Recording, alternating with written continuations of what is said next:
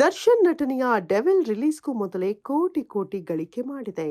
ಕರ್ನಾಟಕದಲ್ಲಿರುವ 90% ಚಿತ್ರಮಂದಿರಗಳು ದರ್ಶನ್ ಅವರಿಗಾಗಿಯೇ ಬುಕ್ ಆಗಿವೆ ಅನ್ನೋದು ದಾಖಲೆಯಾಗಿದೆ. ಇನ್ನೊಂದು ಕಡೆ ದರ್ಶನ್ ಆಪ್ತ ಧನ್ವೀರ್ ಪೊಲೀಸರಿಗೆ ಚಳ್ಳೆ ಹಣ್ಣು ತಿನ್ನಿಸಿದ್ರು ಎನ್ನುವ ವಿಷಯ ಚರ್ಚೆಯಾಗ್ತಾ ಇದೆ.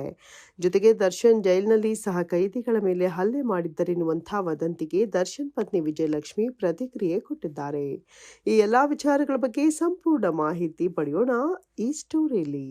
ದರ್ಶನ್ ತೂಗುದೀಪ ಅವರ ಆಪ್ತ ನಟ ಧನ್ವೀರ್ ಗೌಡ ಅವರನ್ನ ಕೆಲ ದಿನಗಳ ಹಿಂದೆ ಪೊಲೀಸರು ವಿಚಾರಣೆ ಮಾಡಿದ್ರು. ಜೈಲಿನೊಳಗೆ ಖೈದಿಗಳಿಗೆ ರಾಜಾತಿಥ್ಯ ಸಿಗ್ತಾ ಇದೆ ಎನ್ನುವಂತಹ ಪ್ರಕರಣಕ್ಕೆ ಸಂಬಂಧಿಸಿದ ವಿಚಾರಣೆ ಇದಾಗಿತ್ತು. ಜೈಲಿನೊಳಗೆ ಮೊಬೈಲ್, ಎಣ್ಣೆ ಪಾರ್ಟಿ, ಫೋಟೋ, ವಿಡಿಯೋಗಳು ಹರಿದಾಡಿದಾಗ ಈ ಫೋಟೋ ವಿಡಿಯೋಗಳನ್ನ ಶೇರ್ ಮಾಡಿದವರು ಯಾರು ಎನ್ನುವಂತಹ ಅನುಮಾನದಲ್ಲಿ ಧನ್ವೀರನ್ನ ಪೊಲೀಸರು ಪ್ರಶ್ನಿಸಿದ್ರು. ಅವರ ಮೊಬೈಲ್ ಅನ್ನು ವಶಕ್ಕೆ ಪಡೆದುಕೊಂಡಿದ್ರು. ನಂತರ ಧನ್ವೀರ್ ಅವರ ಫೋನನ್ನ ಡೇಟಾ ರಿಟ್ರೀವ್ ಮಾಡೋದಕ್ಕೆ ಸೈಬರ್ ಸೆಲ್ನ ಲ್ಯಾಬ್ಗೆ ಕಳಿಸಿದ್ರು. ಇದೀಗ ಲ್ಯಾಬ್ ವರದಿ ಬಂದಾಗಿದೆ. ಆದರೆ ಧನ್ವೀರ್ ಮೊಬೈಲ್ನಿಂದ ಯಾವುದೇ ಡೇಟಾ ರಿಕವರಿ ಆಗಿಲ್ಲ. ಪೊಲೀಸರಿಗೆ ಮೊಬೈಲ್ ನೀಡುವ ಮೊದಲೇ ಧನ್ವೀರ್ ಅವರು ತಮ್ಮ ಫೋನ್ನಲ್ಲಿದ್ದ ಎಲ್ಲಾ ಡೇಟಾವನ್ನ ಎರೇಸ್ ಮಾಡಿದ್ದಾರೆ ಅನ್ನೋ ಅನುಮಾನ ಮೂಡಿದೆ. ಅಥವಾ ಬೇರೊಂದು ಫೋನನ್ನ ಪೊಲೀಸರಿಗೆ ನೀಡಿದ್ರಾ ಎನ್ನುವಂತಹ ಸಂಶಯವು ಪೊಲೀಸರಿಗೆ ಬಂದಿದೆ. ಈಗ ಪೊಲೀಸರು FSL ವರದಿಗಾಗಿ ವೇಟ್ ಮಾಡ್ತಾ ಇದ್ದಾರೆ. ಆ ವರದಿ ಜಾರಿಯಾದ ನಂತರ ಸಾಕ್ಷ್ಯ ನಾಶ ಮಾಡಿದ ಪ್ರಕರಣದಲ್ಲಿ ಧನ್ವೀರ್ ಮತ್ತೆ ಪೊಲೀಸ್ ವಿಚಾರಣೆ ಎದುರಿಸೋ ಸಾಧ್ಯತೆ ಇದೆ.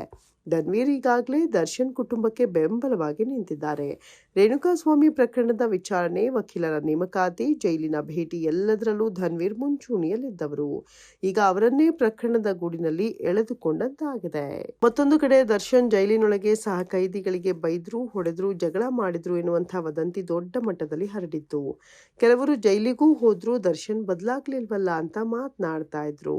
ದರ್ಶನ್ ಪತ್ನಿ ವಿಜಯಲಕ್ಷ್ಮಿ ವದಂತಿಗಳನ್ನ ನೇರವಾಗಿ ತಳ್ಳಹಾಕಿದ್ದಾರೆ. ದರ್ಶನ್ ಮೇಲಿನ ಎಲ್ಲ ಆರೋಪಗಳು ಸುಳ್ಳು ಮತ್ತು ಉದ್ದೇಶ ಪೂರ್ವಕ ಅಂತ ಅವರು ಸೋಷಿಯಲ್ ಮೀಡಿಯಾದಲ್ಲಿ ಪೋಸ್ಟ್ ಮಾಡಿದ್ದಾರೆ. ಸತ್ಯ ಮೌನವಾಗಿರಬಹುದು, ಆದರೆ ಸುಳ್ಳುಗಳು ಜೋರಾಗಿ ಪ್ರತಿಧ್ವನಿಸುತ್ತವೆ ಅಂತ ವಿಜಯಲಕ್ಷ್ಮಿ ತಮ್ಮ ನೋವನ್ನ ವ್ಯಕ್ತಪಡಿಸಿದ್ದಾರೆ. ದರ್ಶನ್ ಜೈಲಿನಲ್ಲಿ ಯಾರ ಮೇಲೆಯೂ ಹಲ್ಲೆ ಮಾಡಿಲ್ಲ. ನಾನು ಖುದ್ದಾಗಿ ಜೈಲಿಗೆ ಭೇಟಿ ಮಾಡಿ ಅಧಿಕಾರಿಗಳ ಜೊತೆ ಮಾತನಾಡಿದ್ದೇನೆ.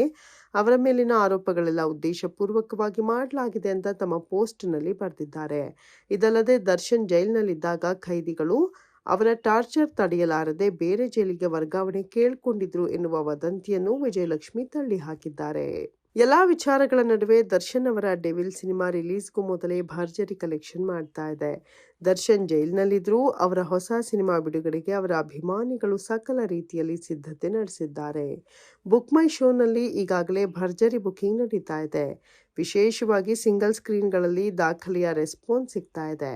ಬೆಂಗಳೂರಿನಲ್ಲೇ ಮೊದಲ ದಿನ 250ಕ್ಕೂ ಹೆಚ್ಚು ಶೋಗಳು ಲಿಸ್ಟ್ ಆಗಿವೆ.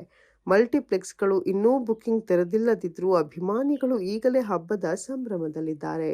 ಟಿಕೆಟ್ ಬೆಲೆ ಕೂಡ ಹೆಚ್ಚಾಗಿದೆ. ಆದ್ರೂ ಕೂಡ ದರ್ಶನ್ ಅಭಿಮಾನಿಗಳ ಅಡ್ವಾನ್ಸ್ ಬುಕಿಂಗ್ ಮಾಡ್ತಾನೆ ಇದ್ದಾರೆ. ವಿಶೇಷ ಪ್ರದರ್ಶನಗಳಿಗೆ ಕೆಲ ಕಡೆ 400ರಿಂದ 500 ರೂಪಾಯಿಗೆ, ಇನ್ನು ಕೆಲ ಕಡೆ 900 ರೂಪಾಯಿಗೆ ಟಿಕೆಟ್ಗಳನ್ನ ಮಾರಾಟ ಮಾಡಲಾಗ್ತಾ ಇದೆ. ಸಾಮಾನ್ಯ ಪ್ರದರ್ಶನಕ್ಕೆ 200ರಿಂದ 250 ರೂಪಾಯಿ ಇದೆ. ಬಿಡುಗಡೆಗೂ ಮುನ್ನವೇ ಮೊದಲ ದಿನದ ಬುಕಿಂಗ್ ನಿಂದ 4 ಕೋಟಿಗೂ ಹೆಚ್ಚು ಕಲೆಕ್ಷನ್ ಆಗಿದೆ ಎನ್ನಲಾಗ್ತಾ ಇದೆ.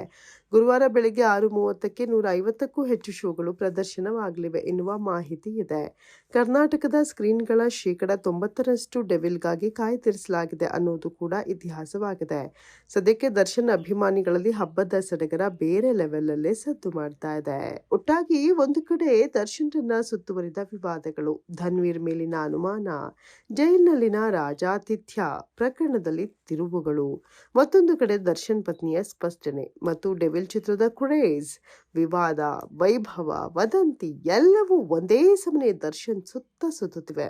ಅವರ ಮೇಲಿರುವ ಪ್ರಕರಣದ ತನಿಖೆ ಯಾವ ದಿಕ್ಕಿಗೆ ಹೋಗುತ್ತೋ ಕಾದು ನೋಡಬೇಕು.